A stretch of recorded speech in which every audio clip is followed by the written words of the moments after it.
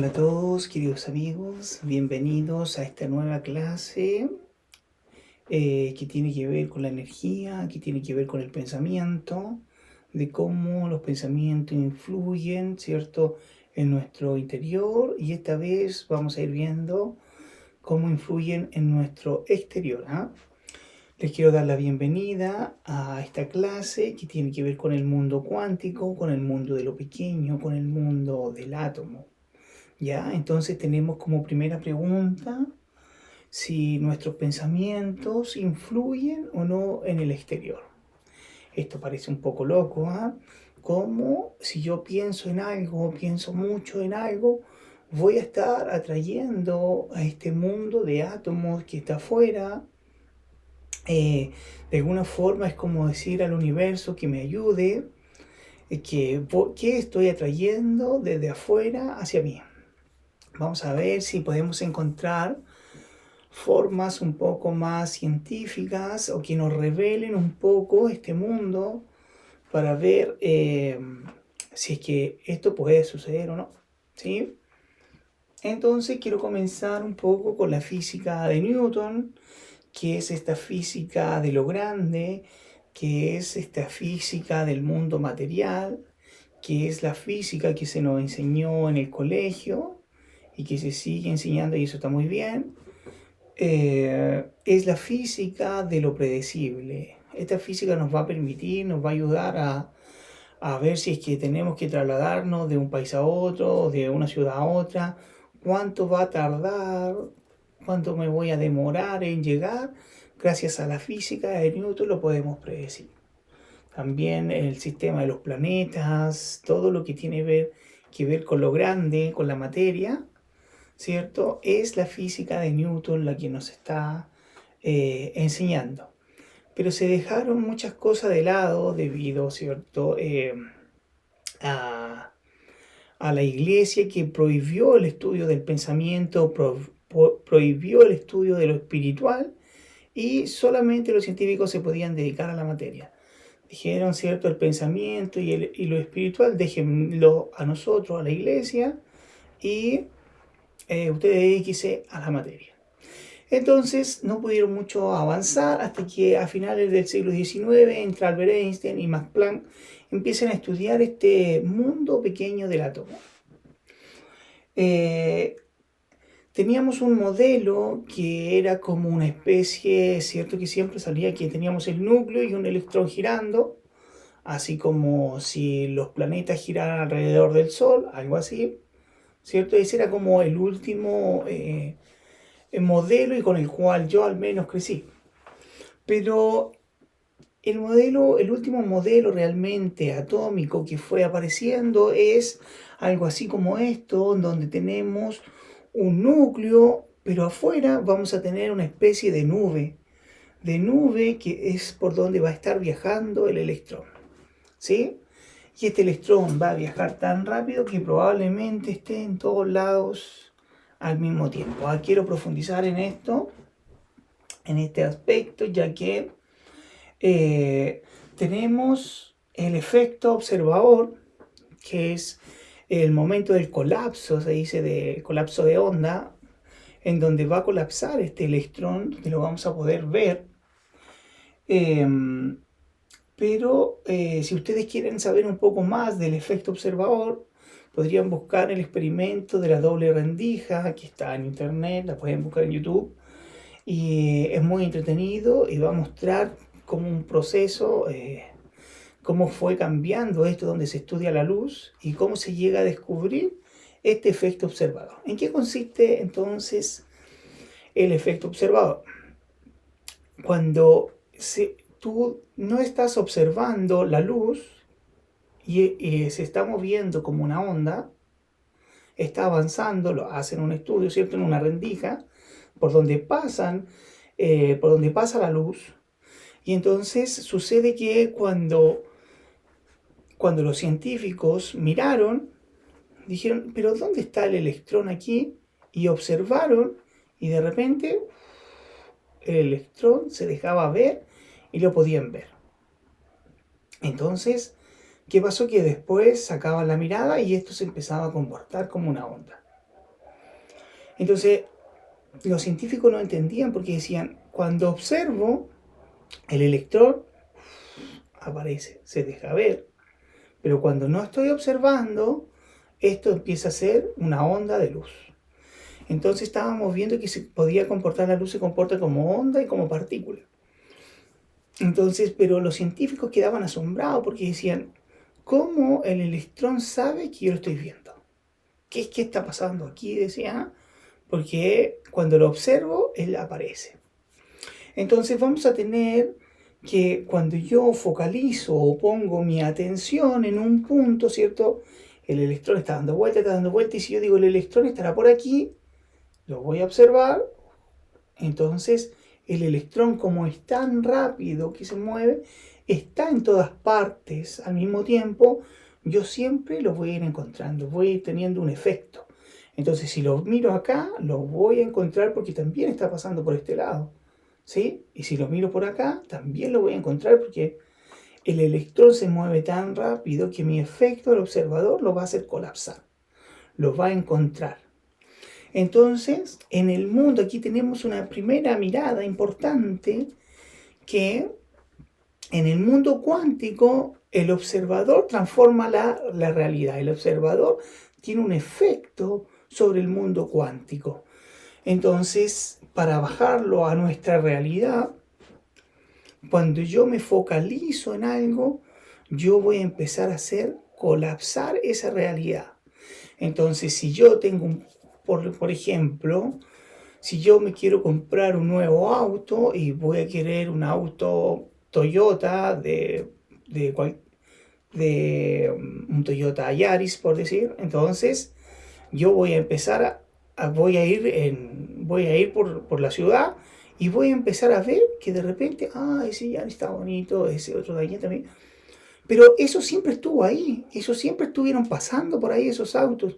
Pero como ahora tengo una focalización, tengo un modo observador, voy a empezar a hacer colapsar esas situaciones, esos autos para que aparezcan y voy a empezar a verlos como si, yo no me había dado cuenta de esto, que habían tantos autos.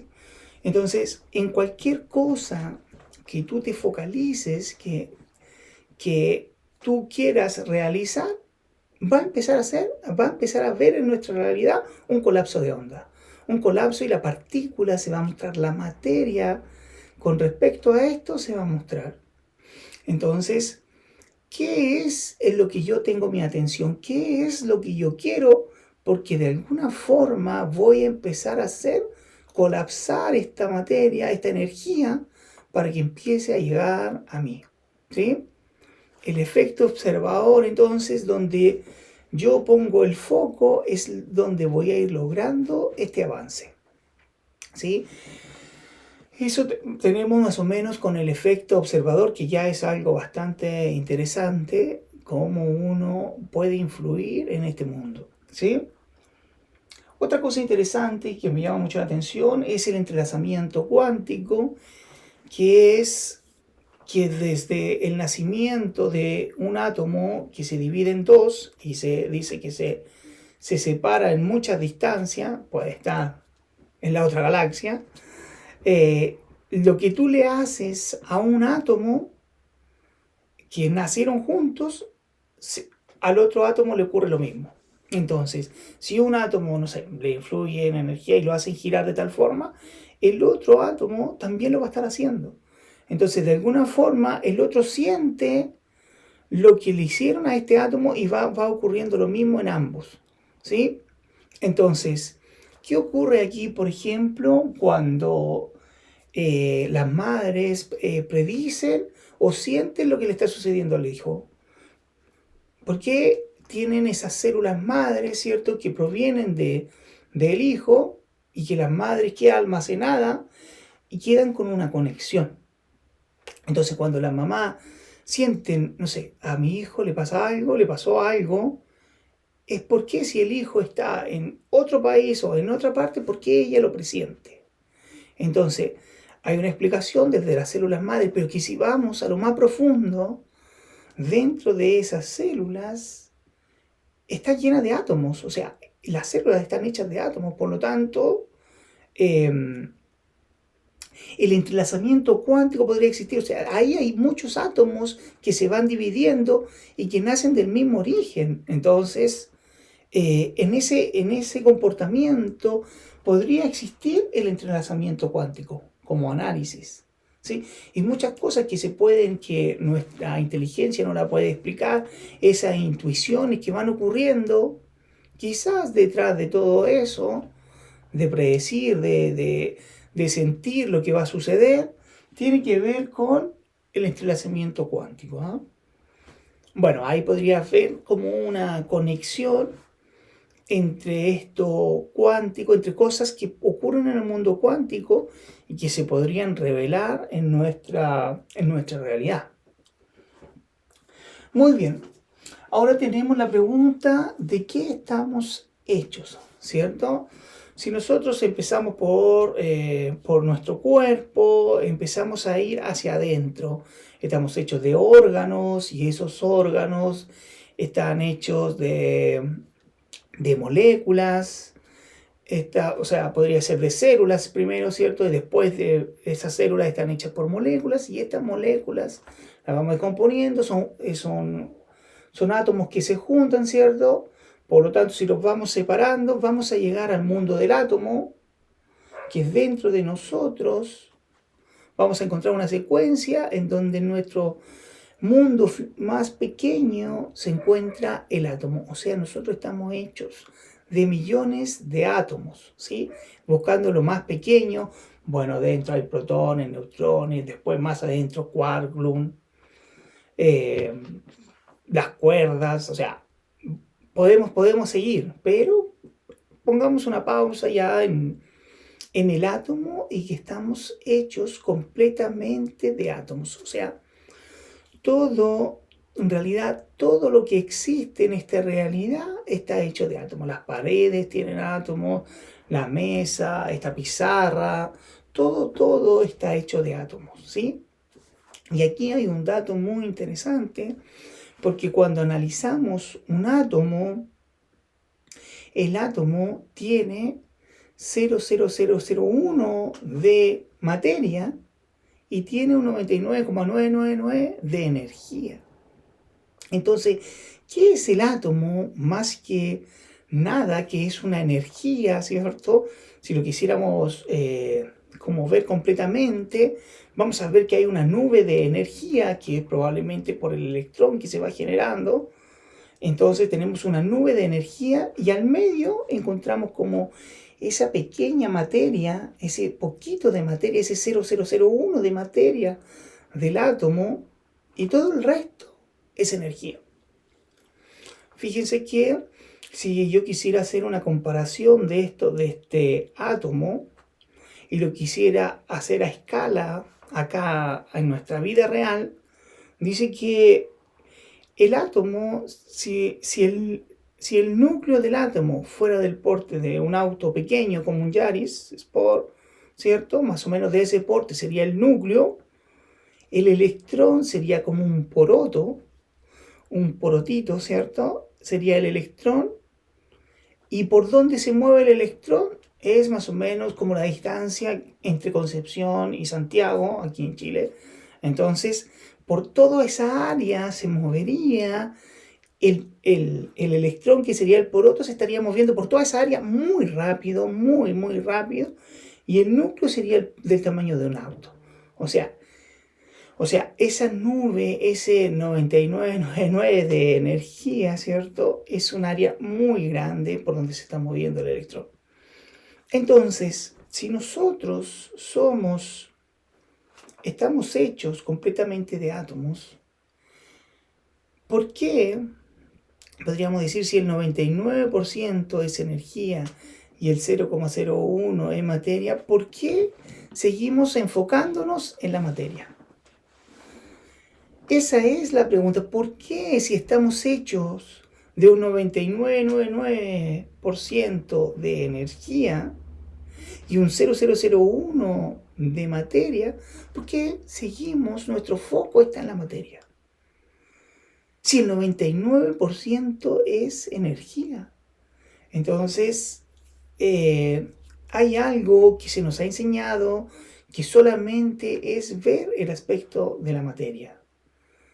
No nos han enseñado a enfocarnos en la energía, que es el 99%. Fíjense en este detalle, en los enlaces de las uniones de la química, en los enlaces de los átomos, ¿cierto? H2O, analizan enlaces covalentes, no recuerdo bien los otros enlaces, pero todos los enlaces se estudian por la partícula. Cómo un electrón salta a otro, cómo hacen ese enlace covalente, la regla del octeto. Entonces todo se analiza desde la partícula, no se analiza desde la onda. ¿Por qué todo el estudio fue direccionado a ese 0,001 de materia y no al 99% de energía? Entonces aquí como que hay un enfoque que en realidad no sé por qué se enfocó así, y es quizá donde la parte de la energía o del espíritu o del pensamiento lo llevaba a la iglesia y la ciencia se tuvo que dedicar a la otra área. Pero son aspectos para analizar. El enlace de átomos se debe analizar desde la onda y no desde la partícula, ¿sí? Bien, entonces, interesante aquí, bueno, 99% somos 99% energía y un 0,01 de materia. Por lo tanto, me imagino, si yo soy materia, tengo aquí un 0,01 de materia, ¿y cuál es mi 99% de energía? Entonces tengo quizás un campo de energía aquí afuera que no lo puedo ver. El pensamiento, ¿dónde entra? ¿Dónde entra el pensamiento en esta ecuación? Que el pensamiento no es materia, pero está todo el día funcionando, está todo el día andando. Quizá el pensamiento podría ser una especie de electrón que se mueve porque uno puede moverse con el pensamiento en donde uno quiera. Bueno, ahí hay mucho para filosofar, mucho para tratar de entender y comprender. Bien, tenemos esta última pregunta entonces, ¿cómo hacer que el universo nos ayude? ¿Ya? Queremos lograr entonces, si yo tengo un pensamiento, quiero lograr lo que yo deseo que venga hacia nosotros. Quiero que el universo, que Dios me ayude a traer, a concretar lo que yo deseo. Entonces aquí ocurre algo que he visto un poco en las personas que son más racionales, las personas que están en la materia, en la disciplina, en el hábito, y que claro que sí, que es una forma de llegar al éxito, de llegar a concretar lo que tú quieres, pero también están muy en ese 0,01% que es la materia, que es en donde vivimos, pero también hay un mundo de energía que tiene que ver con el pensamiento.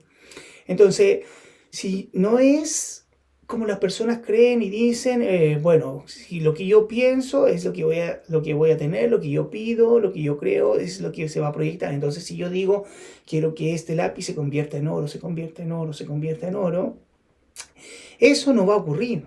¿Por qué?